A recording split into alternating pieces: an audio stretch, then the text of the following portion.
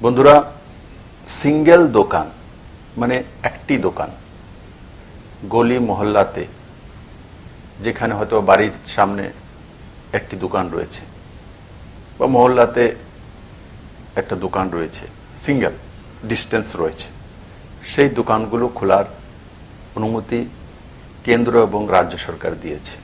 গ্রামীণ অঞ্চলে বাজার খোলার অনুমতি কেন্দ্র এবং রাজ্য সরকার মিলিতভাবে দিয়েছে।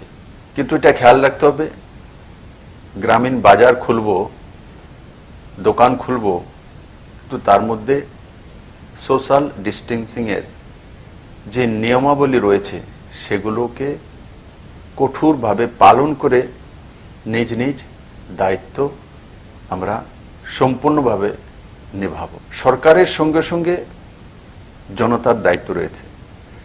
জনতার দ্বারাই সরকার তৈরি হয়, সরকার তার বাইরে কোনো কিছুই নয়। বাজারগুলো যখন আমরা খুলব, তখন সেই বাজারগুলো সোশ্যাল ডিস্টেন্সিং মেনটেন করার জন্য যে নিয়মাবলী রয়েছে সেগুলোকে সঠিকভাবে পালন করার জন্য আমি আজকে বাজার কমিটিগুলোর কাছে আগ্রহ প্রকাশ করব এবং বিনম্রভাবে নিবেদন করব যে আমরা পুলিশ নির্ভরশীল না হয়ে ভলান্টিয়ার নির্ভরশীল ব্যবস্থা তৈরি করি। সেটা আমাদের পার্মানেন্ট ব্যবস্থা হবে। পুলিশ আমাদের পার্মানেন্ট ব্যবস্থা নয়, পার্মানেন্ট ব্যবস্থা হবে ভলান্টিয়ার ব্যবস্থা। আমাদের নিজেদের মধ্যে থেকে বাজার কমিটির পক্ষ থেকে কিছু ভলান্টিয়ার নির্ধারিত করা এবং সোশ্যাল ডিস্টেন্সিং এর যে নিয়মাবলীগুলো সেগুলো স্বাস্থ্য দপ্তরের কর্মীদের সঙ্গে বা পুলিশ দপ্তরের যারা কর্মী রয়েছেন তাদের সঙ্গে আলোচনা ক্রমে সেই গাইডলাইনকে মেনে আলাদা আলাদা বাজারগুলোর মধ্যে ভলান্টিয়ার নিযুক্ত করা ও তার জন্য সোশ্যাল ডিস্টেন্সিং মেনটেন করে বাজারগুলোকে সঠিকভাবে পরিচালনা করা। আগরতলা কর্পোরেশন এবং বাকি যে 19টি লোকাল বডি রয়েছে, মিউনিসিপ্যাল কাউন্সিল, সেগুলোর মধ্যে কোনোভাবেই আমরা যত্রতত্র থুতু ফেলব না এবং ইউরিনালে যাব না বাইরে। তার জন্য রাজ্য সরকার জরিমানার ব্যবস্থা করেছে। এখানে সেখানে যদি আমরা থুতু ফেলি তো আমাদের উপরে আর্থিক জরিমানা হবে। আমি আশা করি কাউকে জরিমানা দিতে হবে না। আমরা সেই ব্যবস্থাকে, যেভাবে করোনাকে আমরা জয়ী হয়েছে ঠিক এই ব্যবস্থাকেও নিজের জীবনে লাগু করে দেব এবং ত্রিপুরা কোনো জায়গাতে, শুধু লোকাল বডি নয়, গ্রামে গঞ্জে কোনো প্রান্তে আমরা থুতু ফেলবো না, যত্রতত্র পেশাব করার জন্য দাঁড়াবো না। যেখানে নির্ধারিত স্থান রয়েছে সেখানেই যাব। ও নিট এন্ড ক্লিন থাকা, এগুলো আমাদের জীবনে যখন আসবে তো নিশ্চিত সেটা ত্রিপুরাবাসীর স্থায়ী লাভ হবে, অস্থায়ী নয়, স্থায়ী লাভ হবে। আজকে থেকে আমাদেরকে সিদ্ধান্ত করতে হবে, আমার বাড়ি আমার বাজার, আমাদের বাজার আমাদের পরিবার। এই বাক্যগুলো আমাদের সমাজ ব্যবস্থার মধ্যে এবং নিজের জীবনে আমরা লাগু করব। আর এগুলো লাগু করলে আপনি আপ স্থায়ীভাবে ত্রিপুরাতে সুন্দর এক ব্যবস্থার উদাহরণ তৈরি হবে। বন্ধুরা, প্রত্যেকটি বাজারে থার্মাল স্ক্যানিং রাজ্য সরকার স্বাস্থ্য দপ্তরের মাধ্যমে তার ব্যবস্থা করবে। আর যেখানে তার ব্যবস্থা নেই, আমি আপনাদের কাছে, বাজার কমিটির কাছে নিবেদন করব, পার্শ্ববর্তী যে অ্যাডমিনিস্ট্রেশনে যে অফিস বা অফিসার রয়েছেন সেই সংশ্লিষ্ট দপ্তরের তার সঙ্গে যোগাযোগ করা, আর তার সঙ্গে যোগাযোগ করে সেগুলোকে সঠিকভাবে সময়ের মধ্যে লাগু করা। যারা রাবার চাষি, সেটা রাবার শীট তৈরি করে হয়তো বাড়িতে রেখে দেবে, 6 মাস পরে 7 মাস পরে হয়তো বিক্রি করবে, বা যখনই রাবার ইন্ডাস্ট্রিগুলো যেখানে প্রয়োজন যাবে। কিন্তু এখন তো নয়। তাহলে সবচেয়ে বড় ইনকাম যেটা আমাদের, সেটা যদি বন্ধ হয়, তার অল্টারনেটিভ কি, কোথা থেকে আনব, তার ব্যবস্থা কি রয়েছে? কিন্তু আপনাদের সহযোগিতা চাই। যে প্রাইমারি সেক্টরগুলো রয়েছে, রাজ্য সরকার প্রাইমারি সেক্টরগুলোর মধ্যে আগেই কাজ করা শুরু করেছে, কিন্তু কোনোটা 2024 পর্যন্ত নির্ধারণ করেছিলাম, কোনোটা 2023 পর্যন্ত করেছিলাম। এখন সেটাকে এগিয়ে নিয়ে আসতে হবে, আরো 1 বছর 2 বছর আগে সমাপ্তি করতে হবে। তার জন্য আপনাদের পূর্ণ সহযোগিতা চাই। প্রাইমারি সেক্টরগুলো কি আছে, যেমন পোল্ট্রিতে স্বয়ংসম্পূর্ণ করা, তার মধ্যে সময় লাগে না, 6 মাসের মধ্যে আমরা এগুলোকে এস্টাবলিশ করতে পারি। রাজ্য সরকার আগে থেকে তার মধ্যে স্কিম নিয়ে রেখেছে।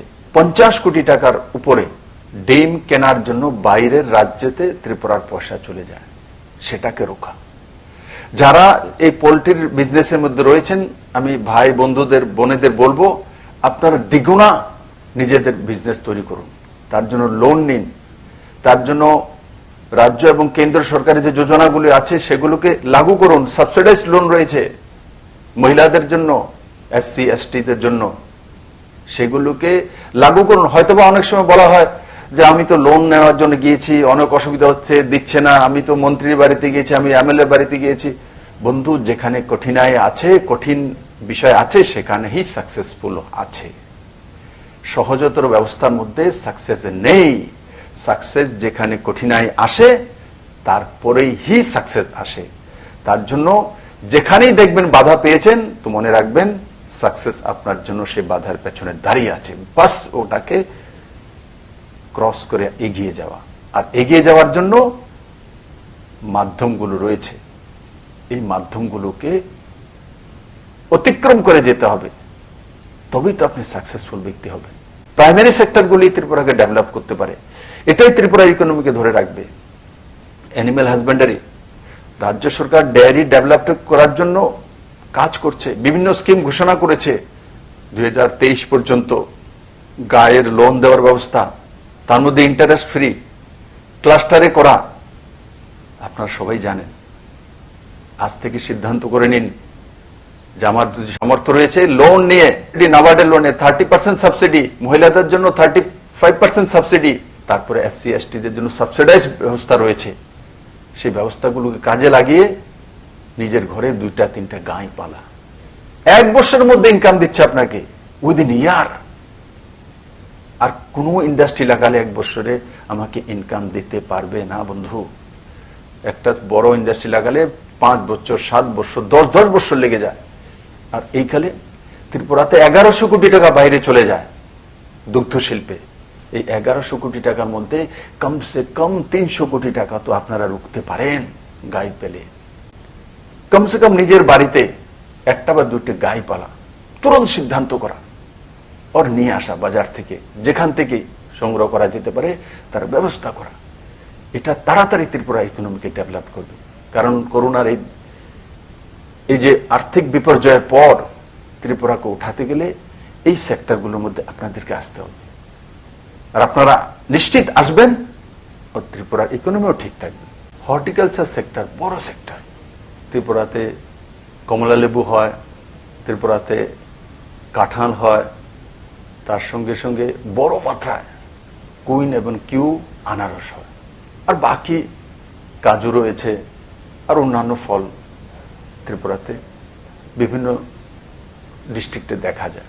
রাজ্য সরকার এবং কেন্দ্র সরকার ক্লাস্টার অনুসারে 1 ডিস্ট্রিক্ট 1 ফ্রুটস, 1 ডিস্ট্রিক্ট 1 ক্রপ কেন্দ্র সরকার সিদ্ধান্ত করেছে, রাজ্য সরকারও সিদ্ধান্ত করেছে, ব্লক ওয়াইজ এই কাজগুলো করবে।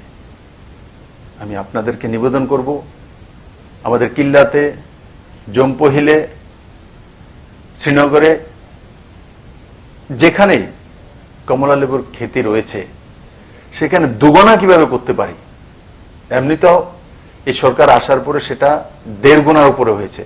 এখন 1.5 গুণাতে সন্তুষ্ট নয়, 2 গুণা করতে হবে, 3 গুণা করতে হবে। তার জন্য কি কি করতে হবে, সেই খেতির মধ্যে কোন সময় চুন দিতে হবে, যার কারণে কমলা লেবু মিষ্টি হয়, আর সেগুলোকে কিভাবে 3 গুণা ইনকাম করার জন্য 3 গুণা ফল নিয়ে আসা, কি কি করতে হবে, এগ্রিকালচার ডিপার্টমেন্টের সঙ্গে আলোচনা করে সেই দিশাতে কাজ করা।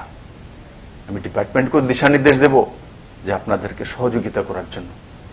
তো তার জন্য কাঁঠাল কিভাবে 3 গুণা করা যেতে পারে, আম কিভাবে বাড়ানো যেতে পারে, 2 বছরের যে চারা গাছগুলোতে আম চলে আসে তার বীজ কিভাবে লাগানো, তার ব্যবস্থা করা, এই দিশাতেও বড় মাত্রায় আমাদের কাজ করতে হবে।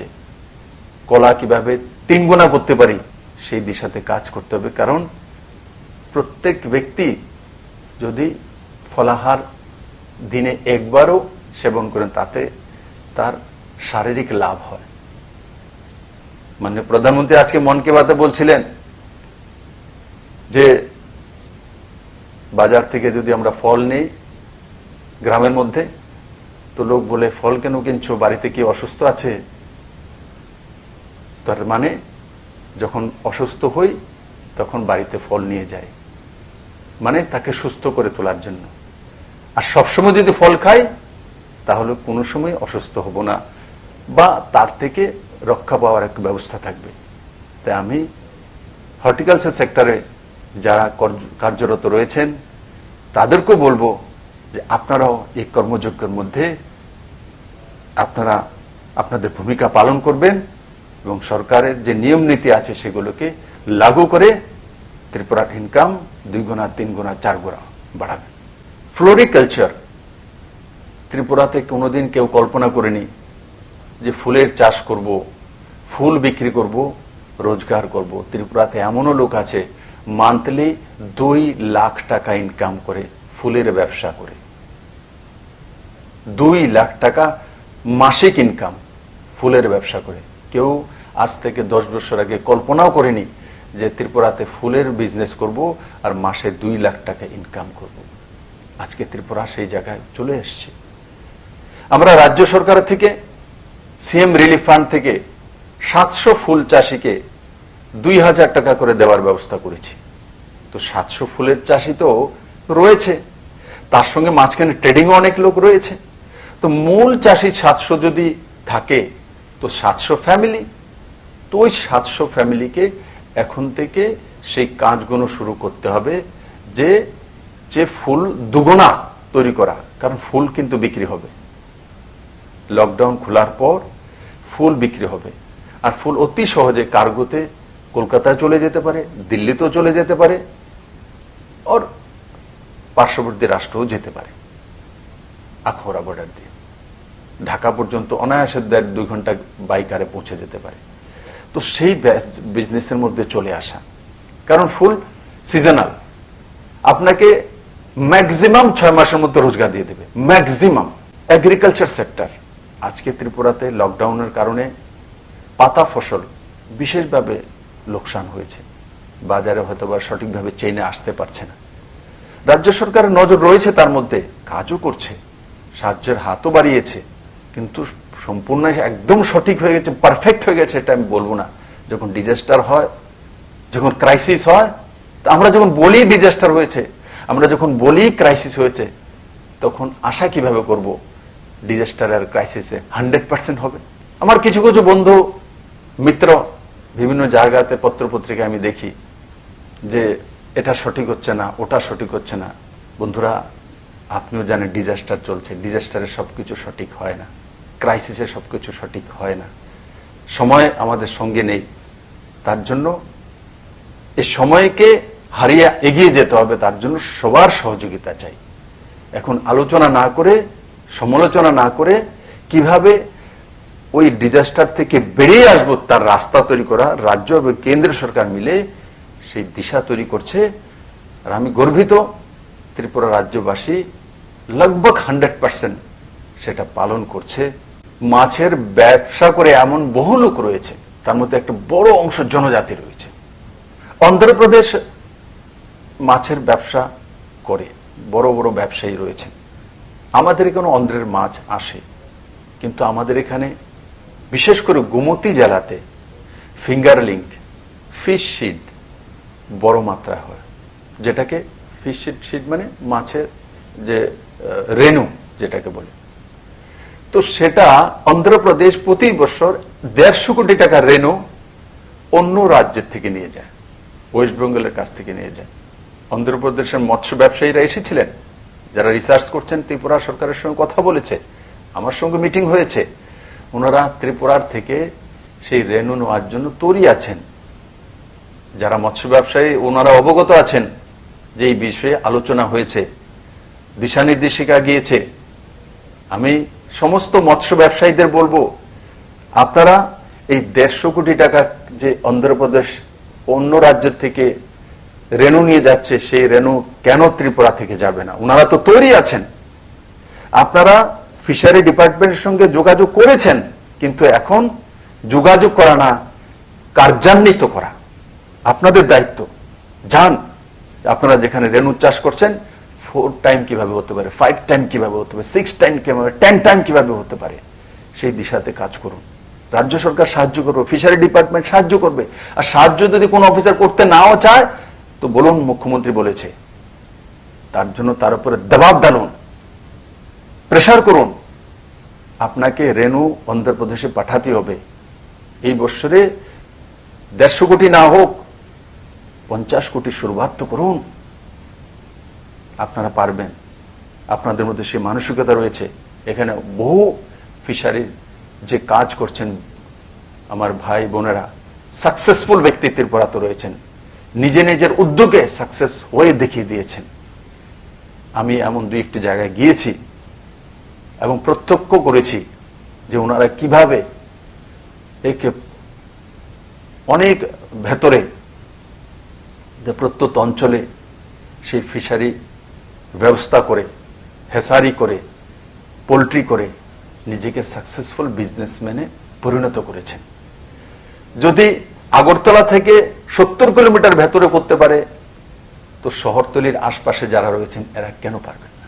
বন্ধুরা, fishery sector, animal husbandry sector, agriculture sector, sericulture sector, floriculture sector, এই সেক্টরগুলি ত্রিপুরাকে রোজগার এনে দেবে। আর আমি যে বিষয়গুলো বললাম, এগুলোর মধ্যে যারা যারা বিজনেসে রয়েছেন ওনারা আজকে থেকেই সিদ্ধান্ত করে নিন। মাননীয় প্রধানমন্ত্রী বলছে কৃষকদের আয় দুগুণা, আমি বলবো দুগুণা নয়, যারা এই সেক্টর রয়েছে আমার ত্রিপুরাবাসী, ত্রিপুরার কৃষকরা, ত্রিপুরার নজওয়ানরা, ত্রিপুরার বোনেরা, ত্রিপুরার বুজুর্গরা, ওনারা দুগুণা নয়, আমরা 10 গুণা করে দেখাতে পারবো। ত্রিপুরার মধ্যে সে তাকত রয়েছে। আর আমি বিশ্বাস করি লকডাউন থেকে একদিকে বেরোবো, তো বেরোনোর পরে খালি হাতে বেরোবো না। ত্রিপুরাশ্রী মায়ের পুণ্যভূমি, ত্রিপুরা খালি হাতে বেরোবে না। লকডাউন থেকে কিছু শিখে আর তার সঙ্গে পুঁজি নিয়ে বেরোবো। তার পুঁজি কি? এই যে লকডাউন সঙ্গে বেরোবো, একদিকে ধীরে ধীরে বেরোবো, আর আরেকদিকে আমাদের যে প্রাইমারি সেক্টরের যে ইকোনমিকে কিভাবে ডেভেলপ করতে পারি সেটাকে কার্যান্বিত করতে করতে আমরা স্টেপ বাই স্টেপ আগে যাব। আর ত্রিপুরার ইকোনমিকে কোনোভাবেই ডাউন হতে দেব না।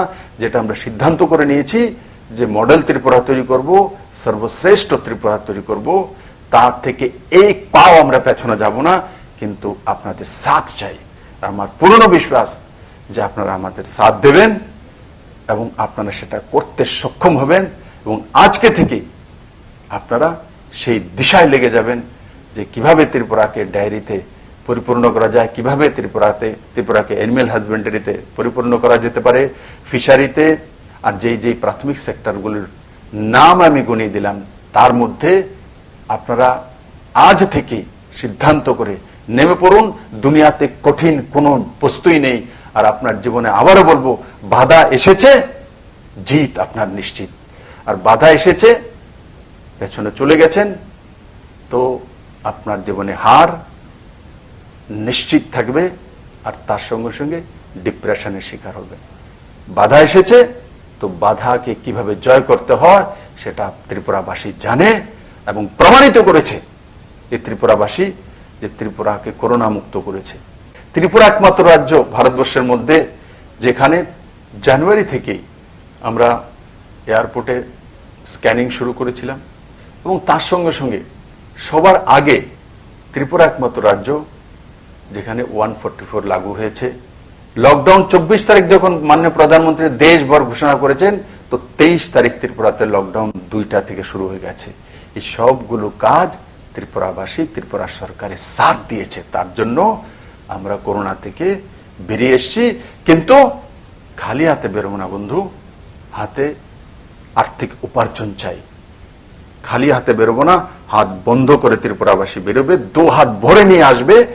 আর যেটা সিদ্ধান্ত করেছিলাম 2023-24 পর্যন্ত করব, সেটা 2022-এর ভিত্তিতে আমরা কমপ্লিট করব। সাথ আপনাদের চাই।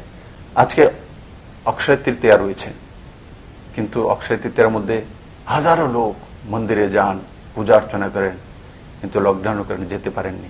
আমি সবাইকে ত্রিপুরা সরকারের পক্ষ থেকে, আমার ব্যক্তিগত পক্ষ থেকে শুভেচ্ছা জানাই। আর অক্ষয় তৃতীয়ার এই পবিত্র দিনে যাতে আমাদের ত্রিপুরার মধ্যে এই করোনা মুক্তির যে আন্দোলন আমরা জয়ী হয়েছি, সেটা যাতে ক্রমবর্ধমান থাকে, সেটাই আমি প্রার্থনা করব। আর তার সঙ্গে সঙ্গে পবিত্র